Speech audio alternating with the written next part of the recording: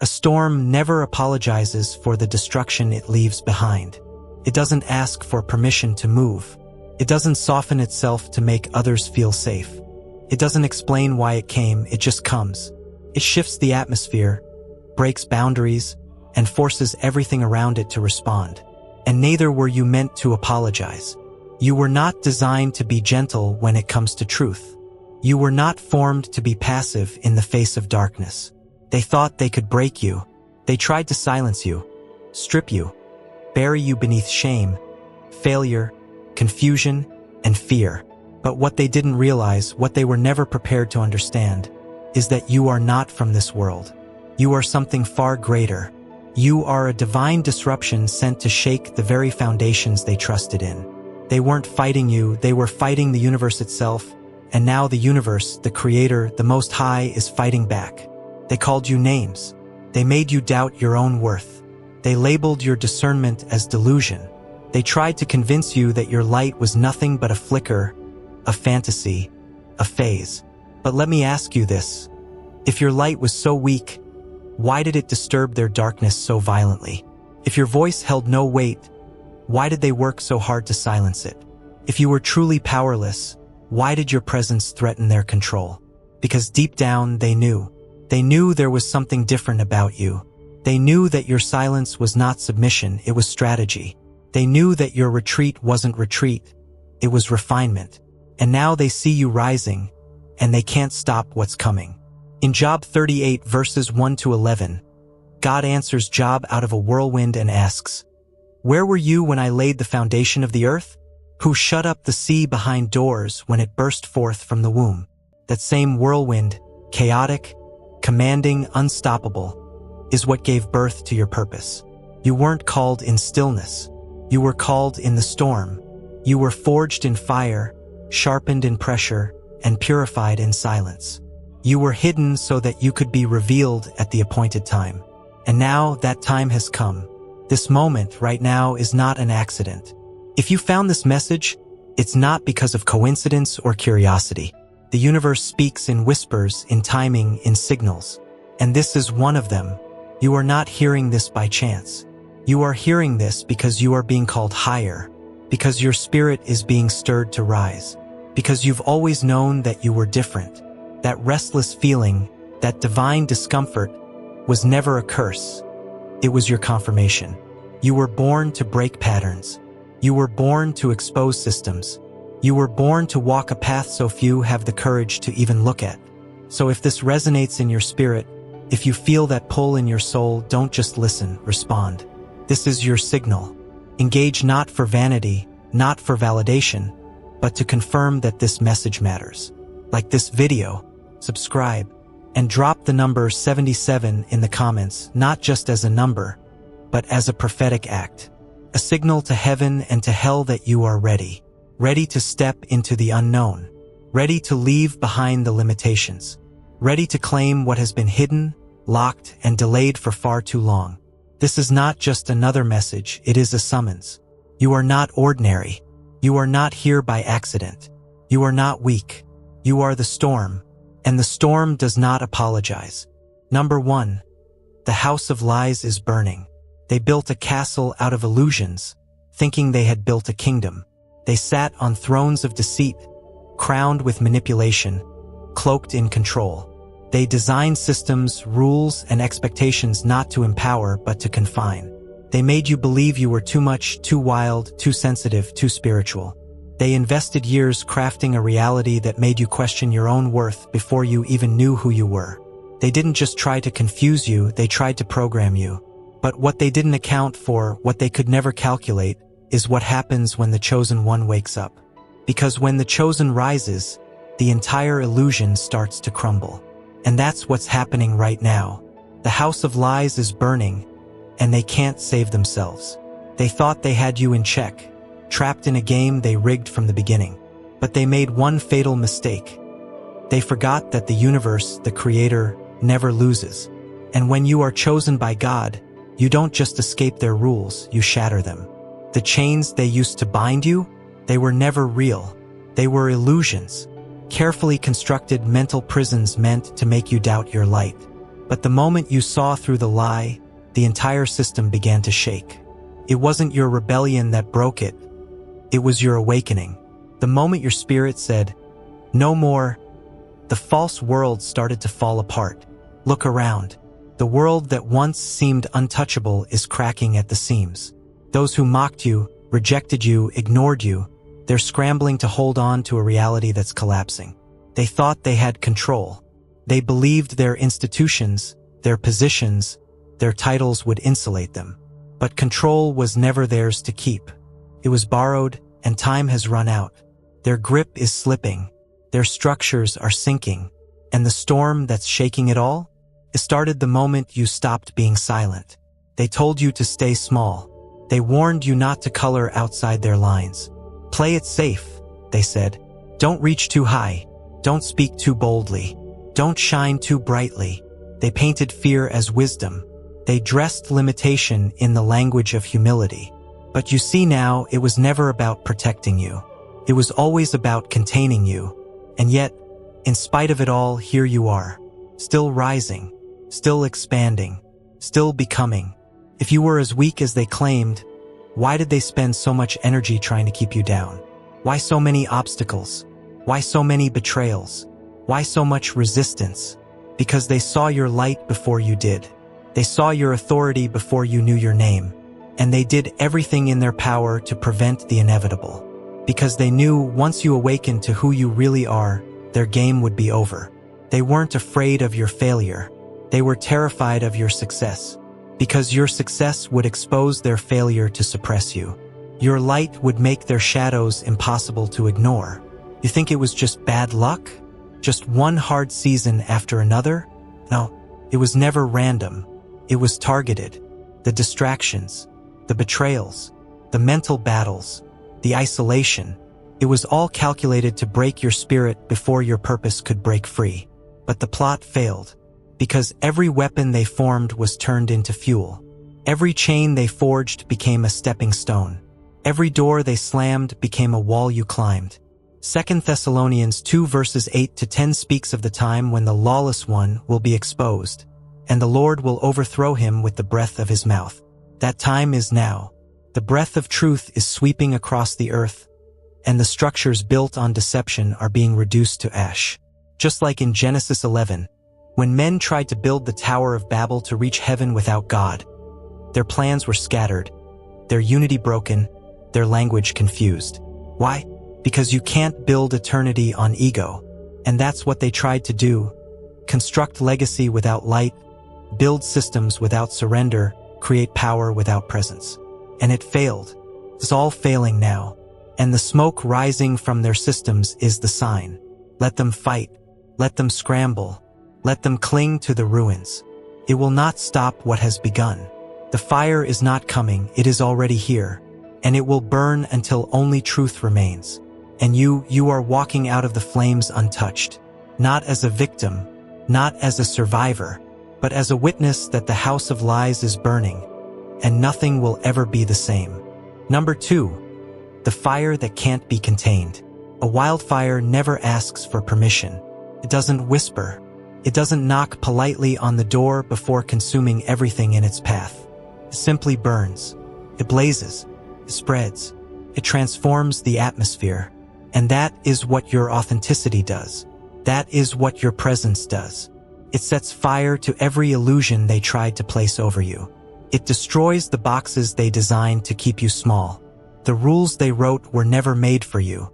The labels they assigned were never meant to stick. They wanted you to be predictable, compliant, safe. They wanted you to blend in, to sit quietly, to lower your voice and your vision. But the truth is, you were never made to fit in. You were born to stand out, to set things ablaze, to unsettle the comfort of the counterfeit. And that terrifies them. Your authenticity is not just a personal trait. It is a spiritual weapon. It disrupts patterns. It dismantles lies. It exposes what they tried to keep hidden. The fire inside of you was never meant to be extinguished. It was never meant to be dimmed for their comfort. It was meant to spread. It was meant to transform. It was meant to consume everything that doesn't align with God's truth. Your mere existence is an act of rebellion against the old world, against systems that thrive on silence and compliance. You don't even have to say a word. The energy you carry is enough to shift a room, to awaken the sleeping, and to expose the counterfeit. They don't just fear your voice, they fear your presence. Because your presence carries something they can't control, something they can't replicate, something they can't compete with. It's divine. It's disruptive. It's the kind of fire that comes from being chosen not by man but by God. And this is why the resistance has been so relentless. This is why they tried so hard to make you question yourself. They planted seeds of doubt so early. They told you that you were too much, too sensitive, too emotional, too intense. But what they were really saying was, you're too powerful for us to handle. And now they can't stop what's been released. You see, just like Moses at the burning bush in Exodus 3 verses 2-5, you have been marked by a holy fire. The bush burned but was not consumed, and from within the flame, God spoke. He called Moses by name and told him to remove his sandals, for the ground he stood on was holy. That's you. You've been through the fire, but it didn't consume you, commissioned you. What should have destroyed you has only defined you. The flames didn't ruin you, they revealed you. They didn't break you, they birthed you. Jeremiah 20 verse 9 says, His word is in my heart like a fire shut up in my bones. I am weary of holding it in. Indeed, I cannot. That is your truth. You were never meant to hold it in. You were never meant to shrink for their safety. You were never meant to dim the light God placed in you. This fire is not yours to extinguish. It's God's to release. You are carrying something that the world desperately needs and the enemy desperately fears. They tried to put it out. They tried to drown it in shame, in fear, in rejection. But the more they pressed, the more it grew. The more they tried to contain you, the more you expanded. And now it's too late. The fire has been lit. The wind of the Spirit is breathing on it. And everything that doesn't align with your destiny will be burned away. Their systems are falling. Their illusions are cracking. Their shadows are being exposed. And they can't stop it because the fire is not just around you, it's within you. And that fire has a mission. It is holy. It is untamed. It is God-breathed. And now, every room you walk into, every space you inhabit, every word you speak is marked by flame. You are the wildfire they never saw coming. You don't ask to lead, you naturally lead by showing up in truth. You don't beg to be heard. Your silence speaks louder than their noise. You don't fight for a seat at their table because you were sent to build your own and set it on holy fire. Let them resist. Let them plot. Let them whisper. It won't work. The fire they feared is here, and it will not be controlled. Because the truth is, you were never meant to be contained. You are the fire, and the fire has only just begun to burn. Number 3. The walls are cracking and they can't stop it. When truth steps into a room, lies do not linger. They scatter. They flee like shadows chased by the rising sun. And that is what your presence now does. You don't even have to speak. You don't have to debate or defend. Simply by being who you are, authentic, awake, aligned with God, you are shaking foundations. You are exposing what was never real to begin with. They feel it even if they don't say it. They sense it even if they deny it. The shift is happening. The illusion is crumbling. The walls are cracking, and they can no longer stop it. They built this world on deception, on controlling narratives, on convincing people that silence was virtue and conformity was power. They punished questioning.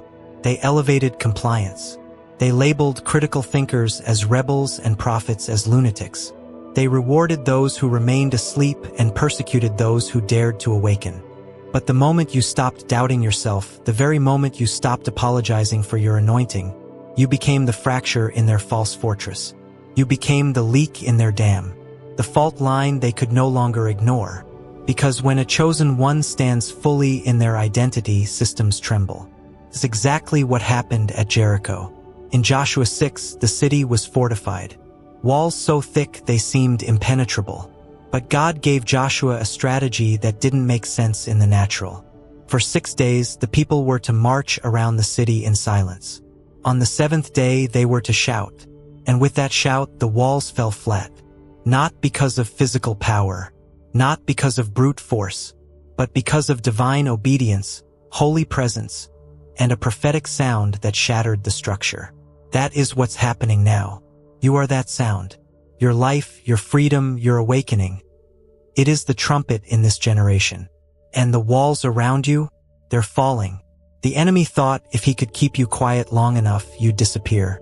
He thought if he filled your life with disappointment, betrayal, and confusion, you'd shrink into invisibility. But what he didn't know is that your silence was not surrender, it was strategy. You weren't being passive, you were being positioned. Every tear was watering the seeds of your next season. Every setback was pressing you deeper into the spirit. Every rejection was redirecting you to your divine alignment. And now, the wall can no longer withstand the pressure of your growth. Romans 8 verse 19 says, "For the earnest expectation of the creation eagerly waits for the revealing of the sons of God." This generation has been groaning, waiting, longing for the real to rise. And now here you are, awake, alive, aligned. Not perfect, but powerful. Not without wounds, but clothed in wisdom. Not without struggle, but filled with spiritual fire. You are living proof that the old world has failed to keep you contained. Your very existence exposes the cracks in their control. Your freedom is a threat to their facade. That's why the resistance has intensified. That's why you've been feeling the warfare increase. That's why people around you are becoming uncomfortable, because your energy is forcing them to confront their own illusions. Your light is too pure to be ignored. Your voice is too rooted to be dismissed.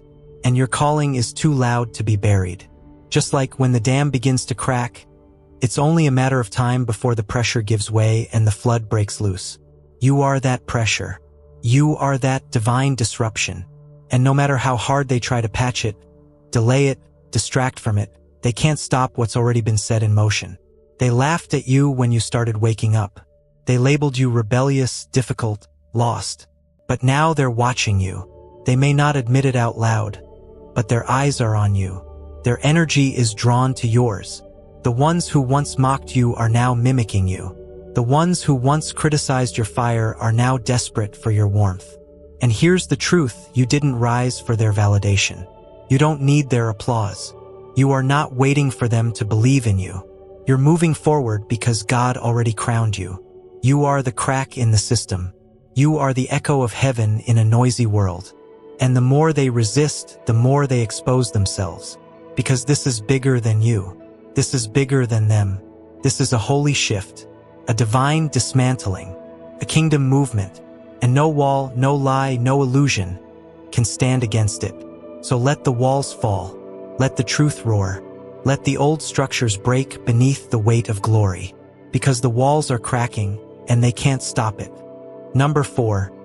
They tried to bury you, now they run from your light. They tried to bury you, not with soil but with shame. Not with dirt, but with silence. They thought rejection would be enough. That if they turned their backs on you, spoke against you, laughed at you when you were at your lowest, you'd simply disappear. They underestimated the assignment on your life.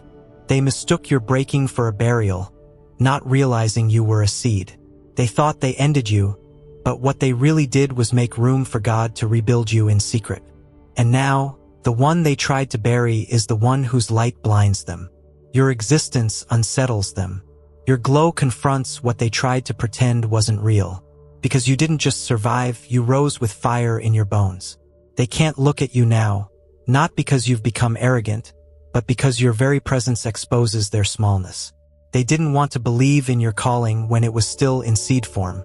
But now that it's bearing fruit, they don't know what to do with it. The same mouths that gossiped are now silent. The same eyes that rolled now avoid contact. They tried to downplay you when you were hidden, but now they can't outrun what God has revealed. You are the living evidence of everything they tried to deny. You are the proof that what they tried to suffocate is now breathing, living, moving with holy purpose. Just like Joseph, betrayed by his brothers, sold into slavery, falsely accused, and thrown into prison. Yet in the end, he was elevated to rule. When the famine hit, the very people who betrayed him had to bow before the one they tried to bury. In Genesis 50 verse 20, Joseph told them, "You intended to harm me, but God intended it for good to accomplish what is now being done, the saving of many lives." That's you. They may have thought they were silencing you, but God was preserving you. They were trying to bury a light that was designed to shine at an appointed time. And now that the time has come, they're not prepared for the heat of your glow. You didn't force your way into this moment, you were called into it. You didn't demand a spotlight, you were assigned a mantle. This was never about popularity. It was about prophecy. This was never about attention. It was about alignment. And now the same people who labeled you too much are shrinking under the weight of your presence. The same ones who said you were lost now watch your every move, trying to understand how you got here. But they'll never fully grasp it, because what was done in you was not orchestrated by man. It was authored by God. Isaiah 60 verses 1-3 declares, "Arise, shine, for your light has come, and the glory of the Lord rises upon you. Nations will come to your light, and kings to the brightness of your dawn." This rising was always written in your story. This light was never meant to stay hidden. And now that you've stepped into it, there is no turning back. They can run, they can pretend, they can deny, but they cannot erase what God has ordained. And no matter how uncomfortable it makes them, you're not shrinking again just to make others feel safe in your presence. You've paid for this light with tears, with silence, with suffering, with surrender. It was in the darkness that your roots grew deep. It was in isolation that your identity was revealed. And now, in the open, your light is undeniable. But understand this, it was never about proving them wrong. It was about proving God right. The glory on your life is not for revenge. It's for redemption. It's not to flaunt. It's to illuminate. You didn't rise to boast. You rose to become a beacon, so others who were buried could find the courage to break through the soil too. Let them run. Let them look away. Let them pretend they don't see you. Their denial doesn't dim your shine. Their absence doesn't weaken your anointing. You are here. You are whole. You are radiant. You are no longer hidden. They tried to bury you, but now they run from your light. Number 5. They cast the first stone, now they tremble. They didn't hesitate when it was time to judge you. When you were vulnerable, when you were in the middle of your darkest night, they didn't offer grace. They didn't extend understanding. They didn't pause to consider the weight you were carrying. Instead, they picked up stones. Harsh words, harsh looks, harsh silence. They stood in circles, pretending to be righteous while throwing the weight of their insecurities and fears onto your soul. And like the woman caught in the act, dragged before the crowd in John 8, they positioned themselves as judges, convinced that your flaws disqualified you. But what they didn't know is that Jesus was already stooping down in the dust, already rewriting the ending, already preparing to speak the words that would set you free. "Let the one among you who is without sin cast the first stone," Jesus said. And with that, the crowd began to scatter. One by one, they dropped the rocks they held with pride. Because when confronted with the presence of truth, false righteousness falls apart. And that's what's happening now. Those who once accused you are now avoiding you. Those who threw their stones with confidence are now walking in quiet shame. Because the same presence they mocked is the presence they now fear. They realize they misjudged you. They realize they underestimated the God who walks with you. They wounded you with their assumptions. They spoke against you as if your pain gave them power. They twisted your vulnerability into entertainment. They tried to erase you with their silence and their cynicism. But God never forgot, and the universe never sleeps on injustice. Isaiah 54 verse 17 promises, "No weapon formed against you shall prosper, and every tongue that rises against you in judgment you shall condemn." This is the heritage of the servants of the Lord.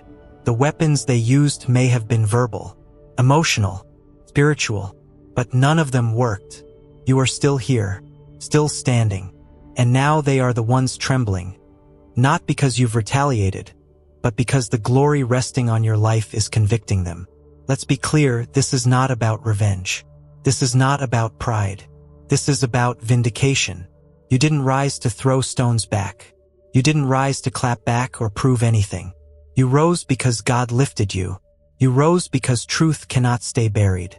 You rose because heaven ordained it. And your rise has become a mirror.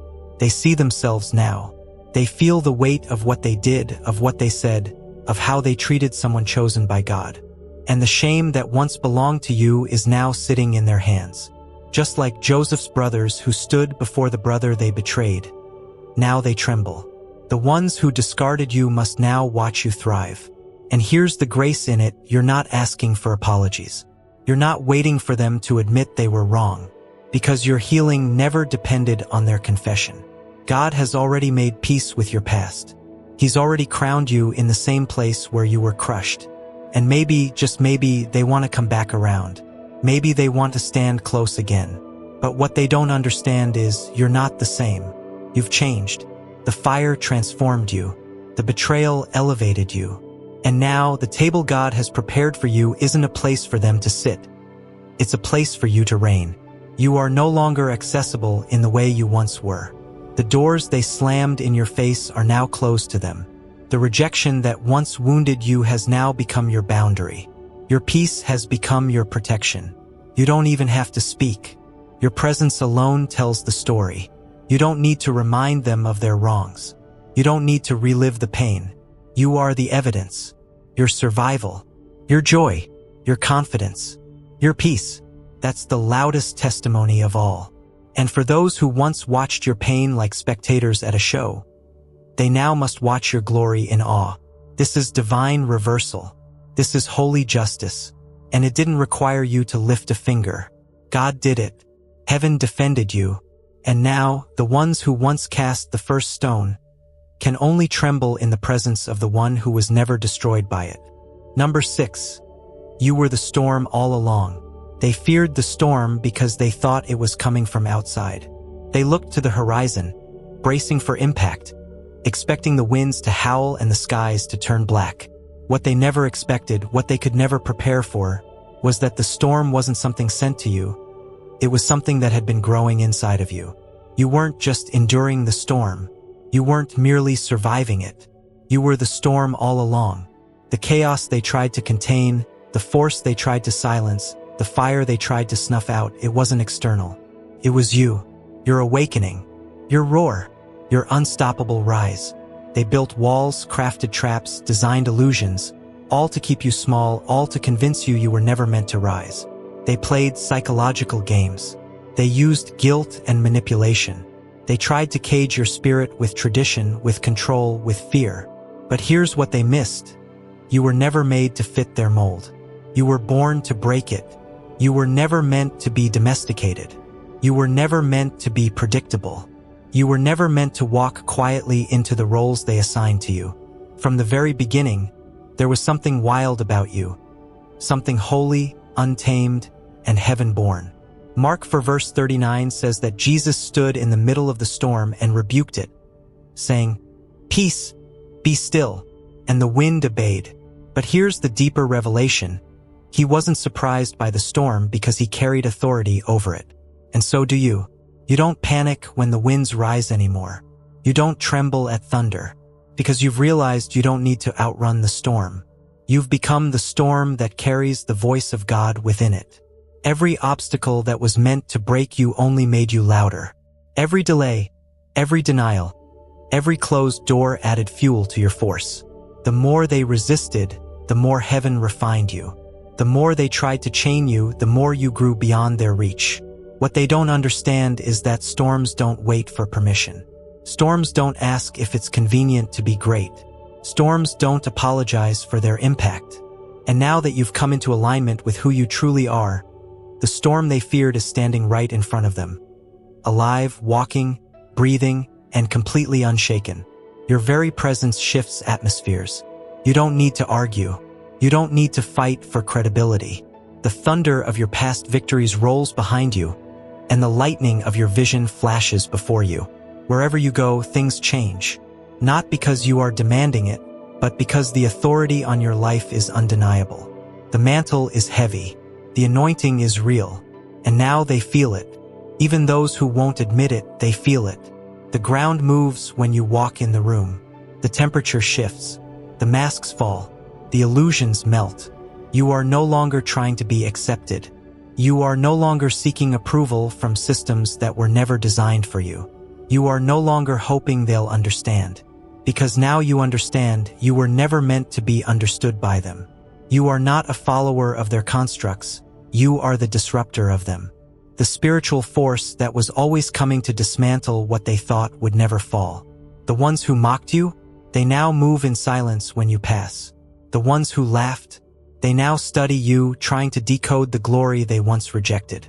But they can't decode it, because it's not man-made. It's not packaged. It's divine.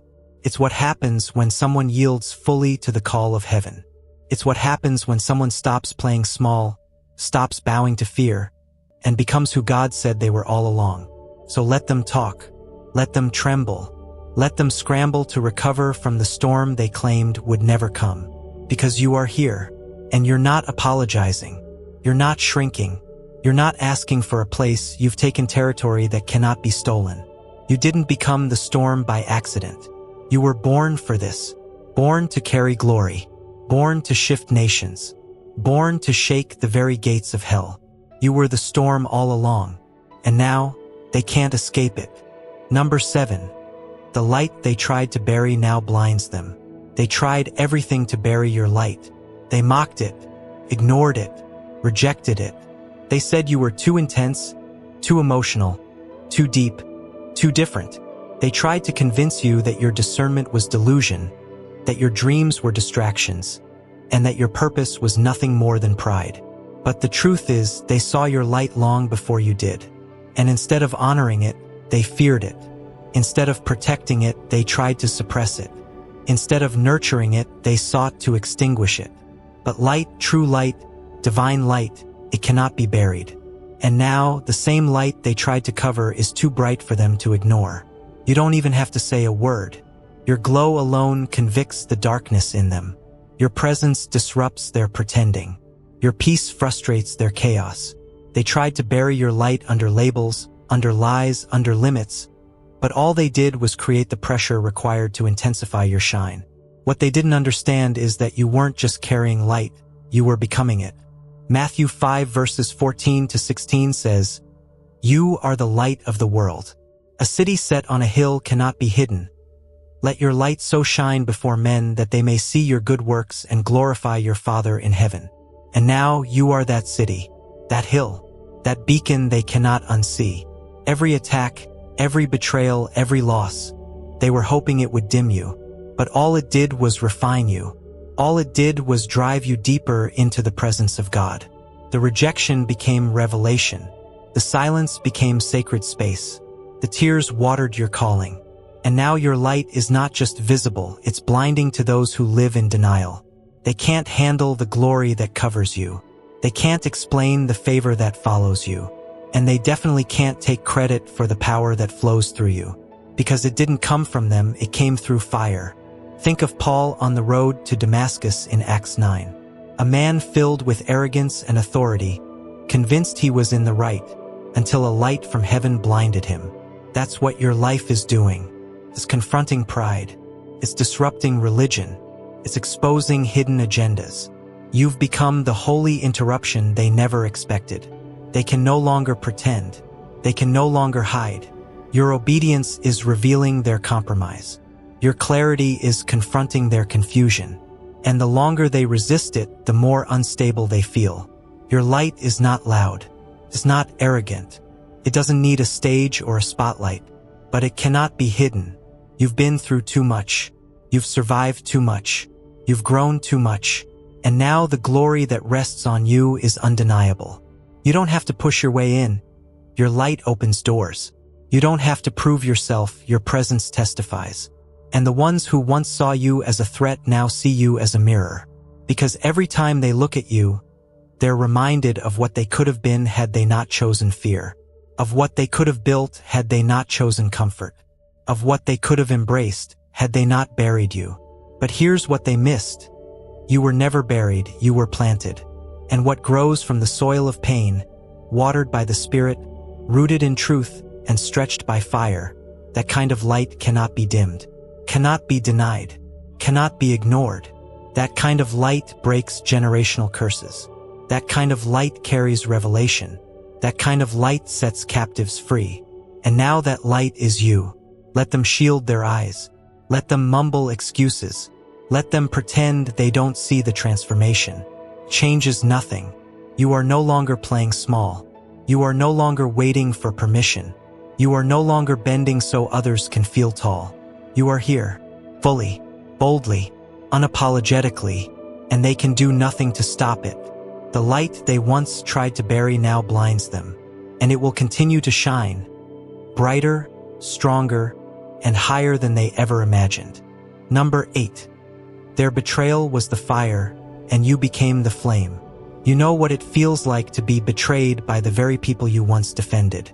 You know the sting of being abandoned by those who said they'd stand beside you. It wasn't the strangers who broke you. It was the ones who knew your heart. The ones who saw your innocence, your loyalty, your calling, and still chose to turn against you.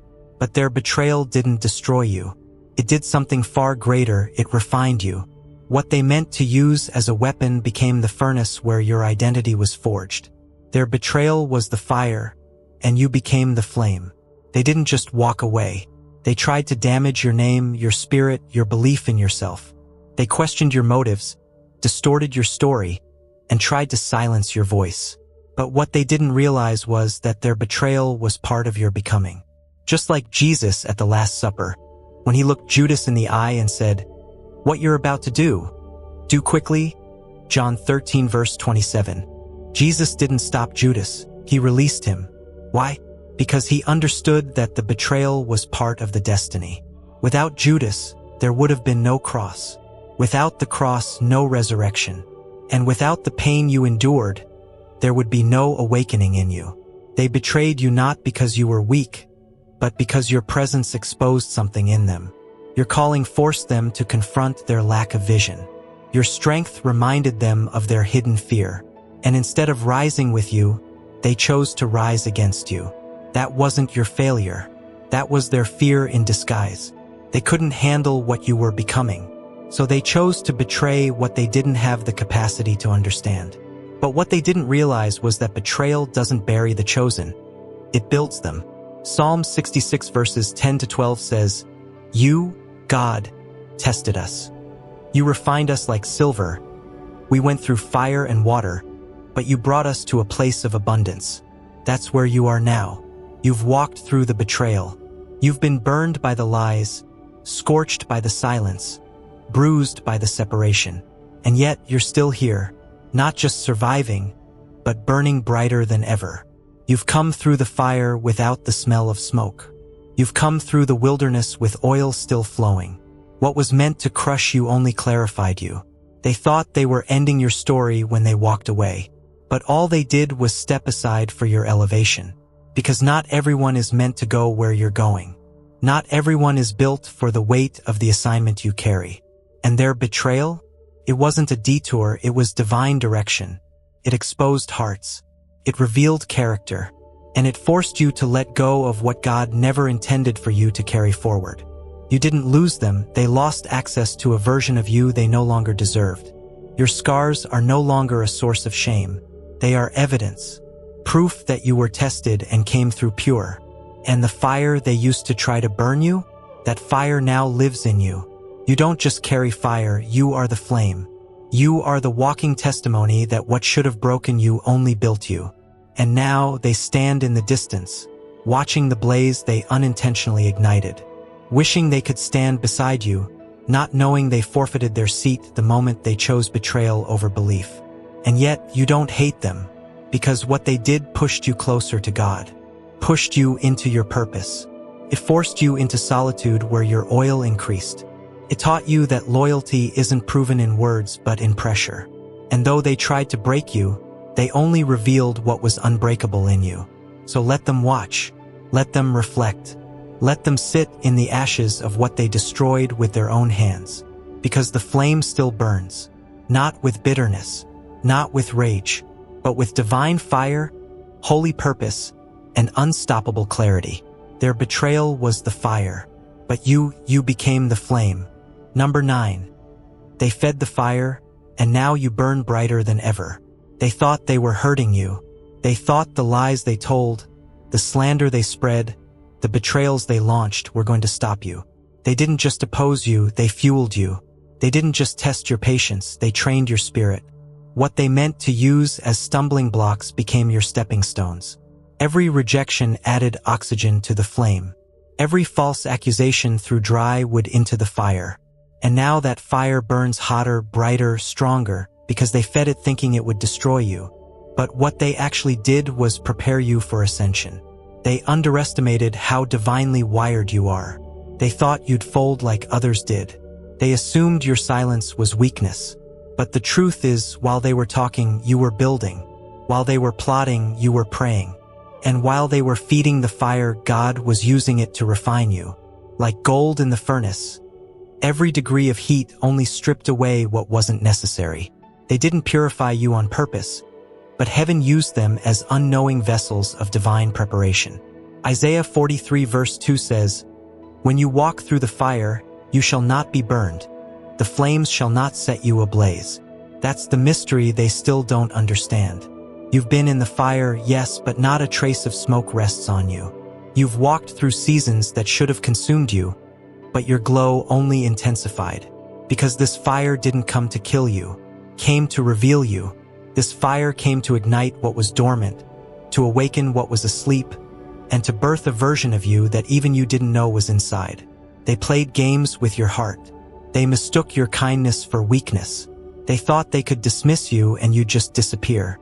But instead of shrinking, you expanded. Instead of backing down, you stood up.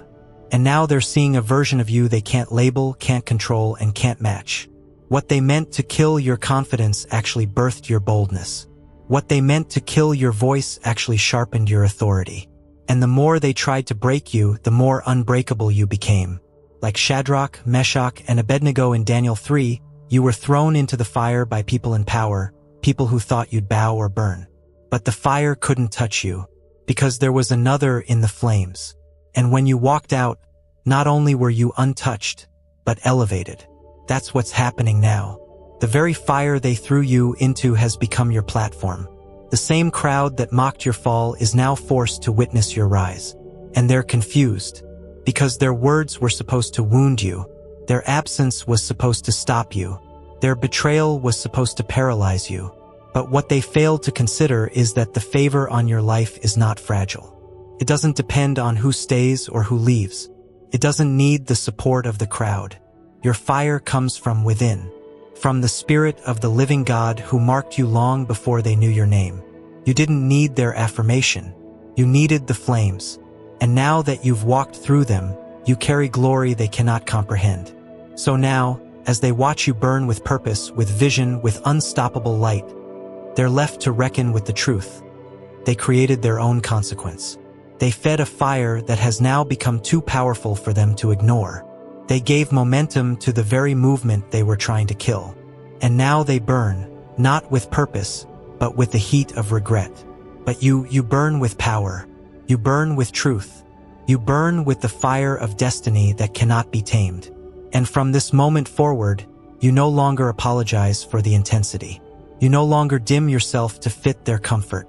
Because this fire, this is who you are. They fed the fire. But now you burn brighter than ever. Number 10. You were never meant to play their game. You were never meant to play their game. You were never created to follow their rules, their timelines, their social hierarchies. They designed the game so you would lose before you even started. From the beginning, they handed you a script full of limitations, traditions, and expectations that had nothing to do with your divine purpose. They said, fit in here, sit there, don't speak too boldly, don't shine too brightly. But every time you tried to play their game, something in your spirit rebelled. Something deep inside you said, this isn't who I am. And that voice wasn't pride, it was prophecy. It was the echo of God's purpose in your bones. They wrote rules to contain you because they knew they couldn't compete with you. The moment you stepped outside their system, the illusion began to crack. You were never meant to ask for their permission. You were never called to wait in line when heaven already opened the door. Their whole game was a lie, built to make you think you were unworthy unless you played by their strategy. But God never called you to be part of that system. He called you to dismantle it. You were always the one sent to interrupt the pattern. Romans 12 verse 2 says, "Do not conform to the pattern of this world, but be transformed by the renewing of your mind." You were never meant to conform. You were meant to confront, to reveal the cracks in the culture, to shine in places where they said no light could survive. That's why you never fit in. That's why the system always made you feel like something was off. Because it was. It was never designed for someone like you, anointed, chosen, awake. You weren't meant to blend in. You were born to stand apart. For too long, you tried to play their game just to be accepted. You bent. You shrank. You silenced yourself so they could feel comfortable. But the more you played along, the more your soul groaned.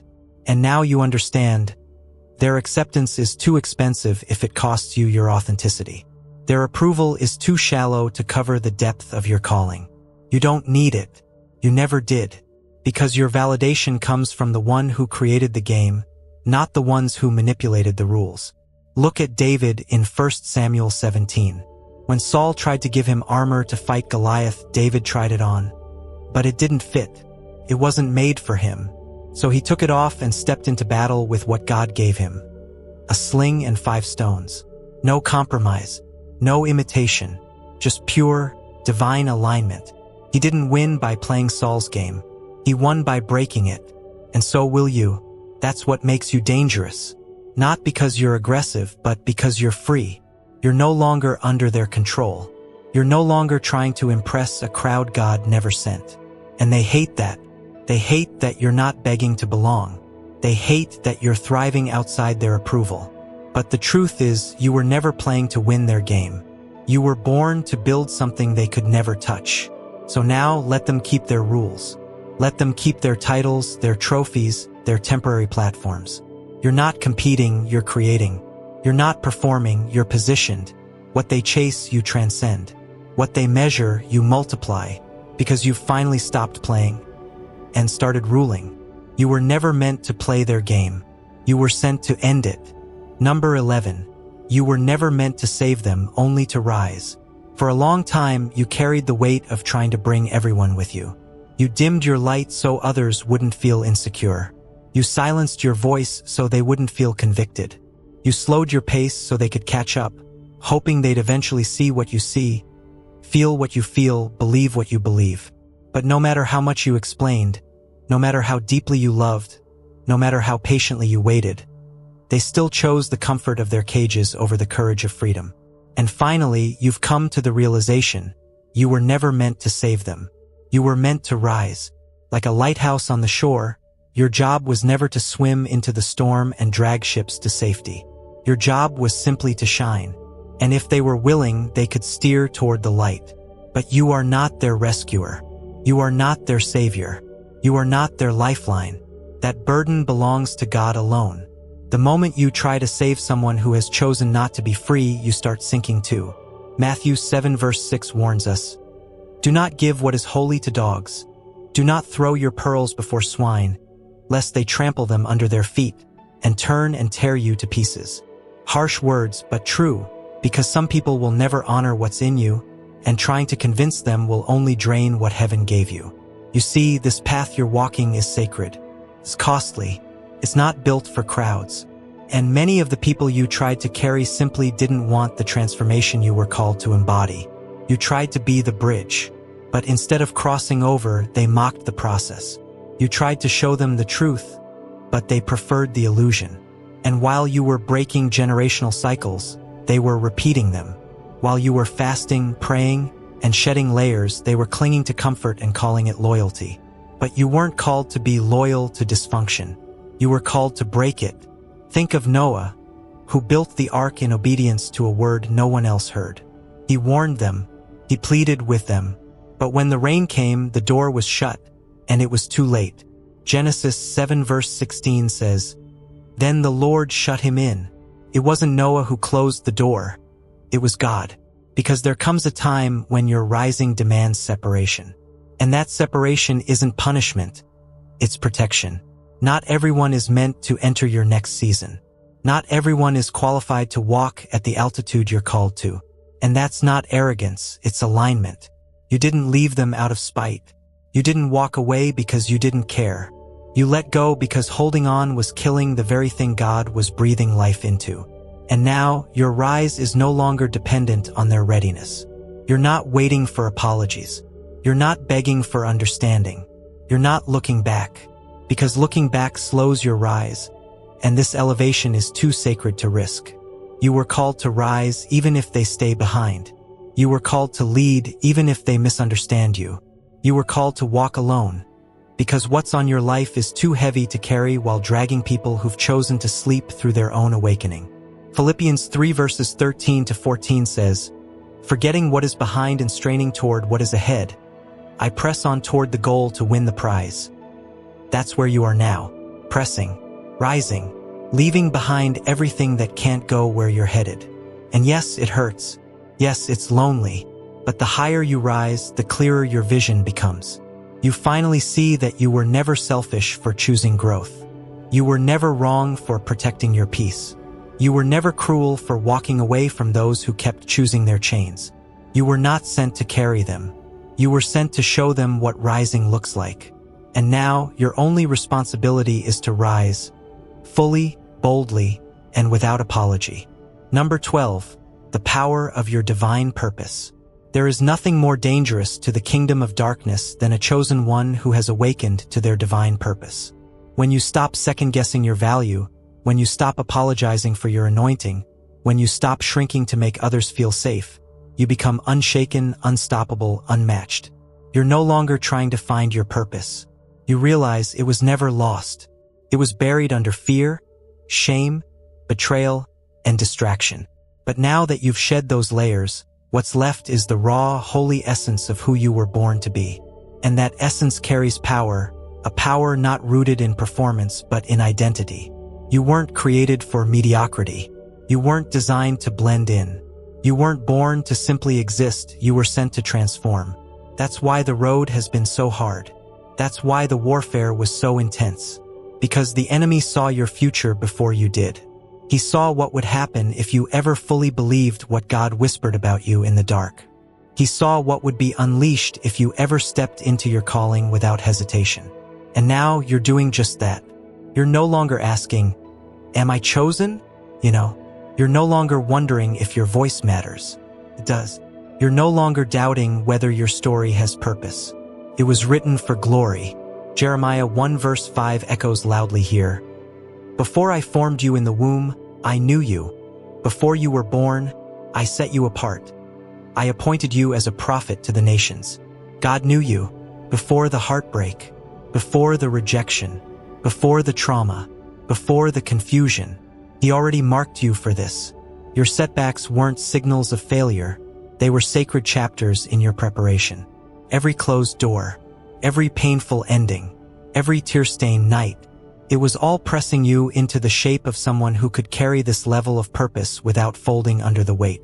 They told you to be realistic. But your purpose isn't rooted in reality. It's rooted in revelation. And revelation doesn't ask for permission. It doesn't need a committee. It doesn't wait for the applause of man. It descends, wraps itself around your soul, and refuses to let go. And once that divine revelation took hold of you, something shifted. You stopped entertaining small conversations. You stopped settling for environments that couldn't nourish your growth. You stopped hiding. Why? Because the power of your purpose finally outweighed the fear of your past. Ephesians 2 verse 10 says, "For we are God's masterpiece, created in Christ Jesus to do good works, which God prepared in advance for us to do." This means your purpose is not random, it's preordained. You're not stumbling through life, you're walking out prophecy. Every step you take now carries the weight of destiny. Every word you speak carries healing, deliverance, and clarity. Every room you enter shifts, not because you're trying to impress, but because heaven follows you. This is what it means to walk in divine authority. And here's what's even more powerful. When you rise in purpose, others begin to awaken too. Your obedience creates ripple effects in the spirit. People who were once asleep in their callings begin to stir. Chains begin to fall. Blind eyes begin to see, because your life becomes a living sermon. Your journey becomes someone else's confirmation. Your breakthrough becomes someone else's map out of bondage. That's the power of divine purpose. It never ends with you. It multiplies. So no, you're not late. You're not behind. You're not broken beyond repair. You're right on time, right where God needs you, fully equipped, fully awakened, fully anointed, unshaken, unstoppable, unmatched. Because when a chosen one embraces their divine purpose, everything changes. You are not walking away in defeat. You are not leaving as someone who merely survived. You are ascending, not crawling out of the fire, but rising from it clothed in glory. This moment right here, right now, is not an ending. It is a beginning wrapped in fire. The betrayal didn't break you, it revealed you. The silence didn't silence you, it sanctified you. The storm didn't sweep you away, it crowned you in resilience. Every scar has become your signature. Every wound, your witness. You are not walking away empty-handed. You are walking away enthroned. This is not the end. This is your coronation. Revelation 3 verse 11 declares, "Hold fast to what you have, so that no one will take your crown." You didn't come this far just to retreat. You didn't endure the midnight hours just to return to the shadows. You were tried, tested, crushed, and refined so that you could stand in this moment. Not timidly, but as one who knows the cost of their crown. You've been faithful in the fire, and now God is establishing you in the fullness of your identity. You're not going back. You're not hiding again. You're not questioning what heaven has already confirmed. So stand tall, chosen one. Stand firm. You are not who you used to be. You've walked through the wilderness. You've stared down the voices of doubt and fear, and you've emerged with a robe of righteousness and a crown that cannot be stolen. This is the unveiling. This is the oil flowing in public from battles you won in private. This is your crowning moment. Let it be known, this is not the conclusion. This is the coronation, and you wear that crown not because of what man gave you, but because of what God deposited in you before you were even born. Hold fast, stand strong, and walk in the fullness of what's already yours. Hold fast to what you have, so that no one will take your crown. Revelation 3 verse 11. If you felt this in your spirit like this video, subscribe so you never miss a word meant to confirm your identity. And comment 777 as your public declaration that you are stepping into your destiny. No more hiding, no more delay. This is your hour.